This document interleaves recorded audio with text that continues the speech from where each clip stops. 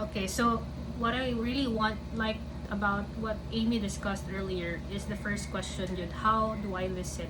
If aware mo, Ana, on what type of listening skills do you have, and it can be, you can be task oriented, you can be analytical, you can be relational, you can be critical, because that's usually where ang bottleneck, right?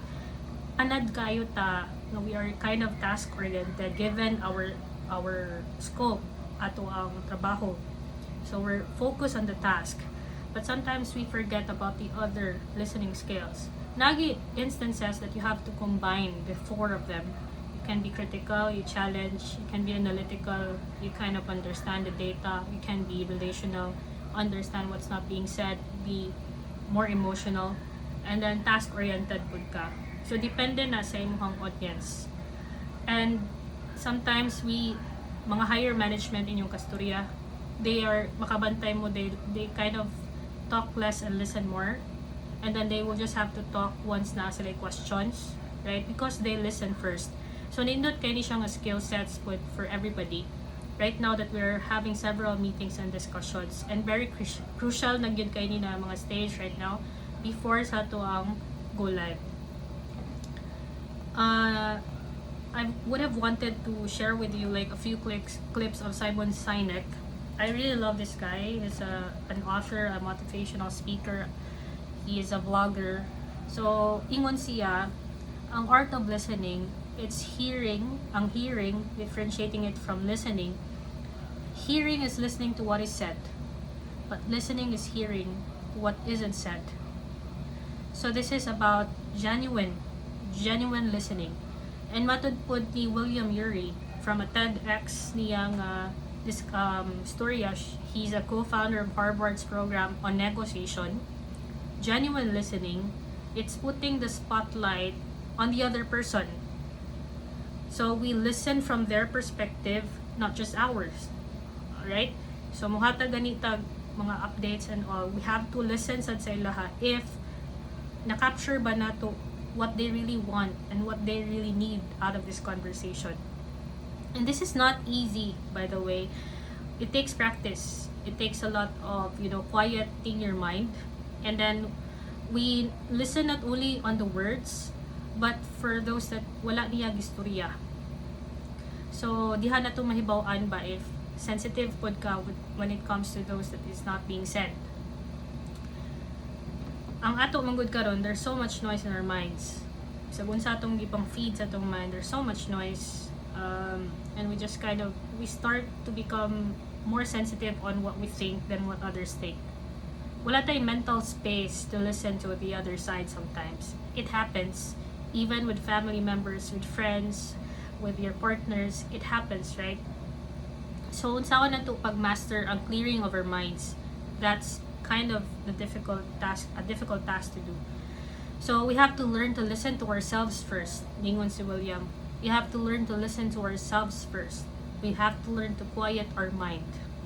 Labaw na if you're about to enter into a very sensitive and uncomfortable conversation. In the future, you will do interviews. In the future, you will be tasked maybe to naaday na karon one-way interview. You can just talk, i-video, i-send. Naapoy two-way, naapoy panel. So remember, naagi diha ang listening pod, both sides. It's two-way.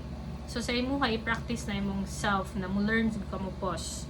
Mo learn jud ka mo slow down sad ka sa imong storya, because I know you're marketing yourself, but then you have to listen also to what they are looking for, right? If ang ilang pangutana is how, you have to answer the how, not the what. So you have to listen good, kay that is very, very critical.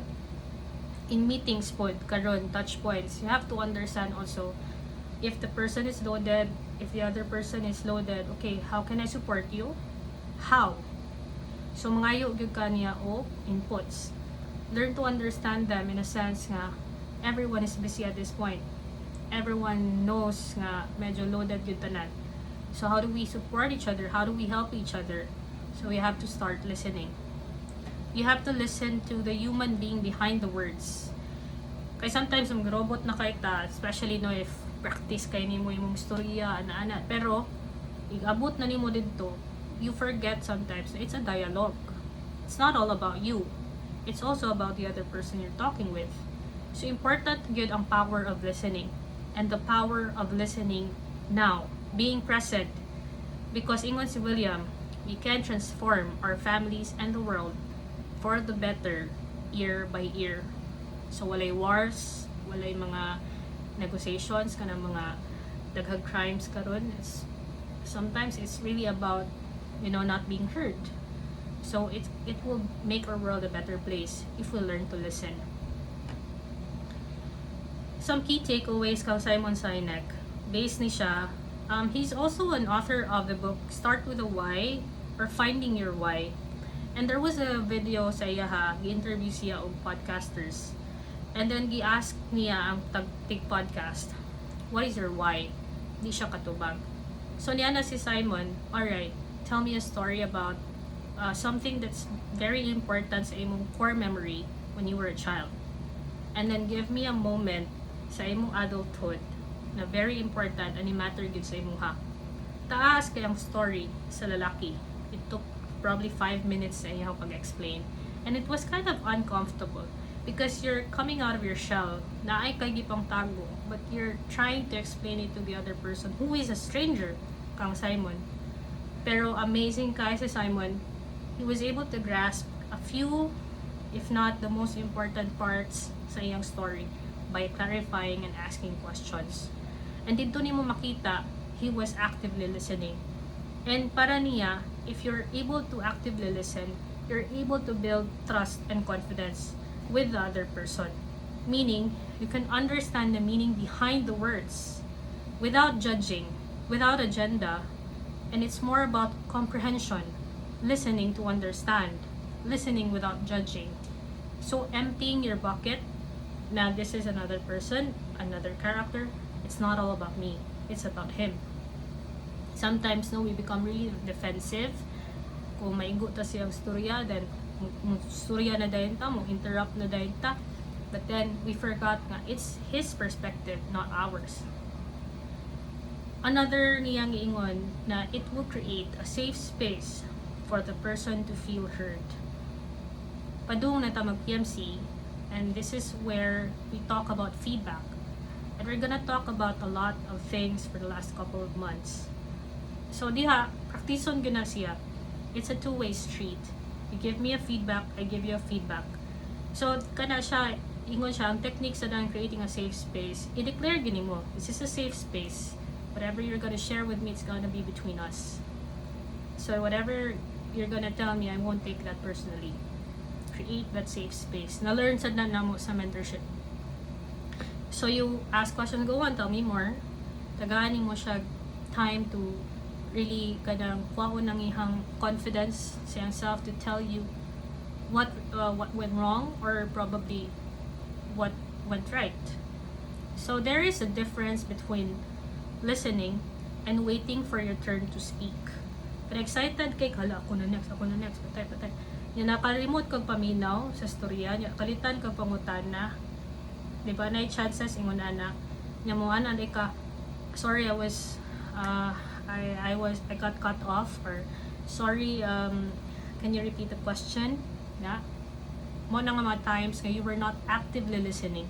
You were just waiting for your turn to speak. So important na siya. You talk less and you listen more. Again, it takes practice. Alright, so na ko'y funny nga illustration here about active listening. And this is from the series Big Bang Theory. And it's between Sheldon and Amy.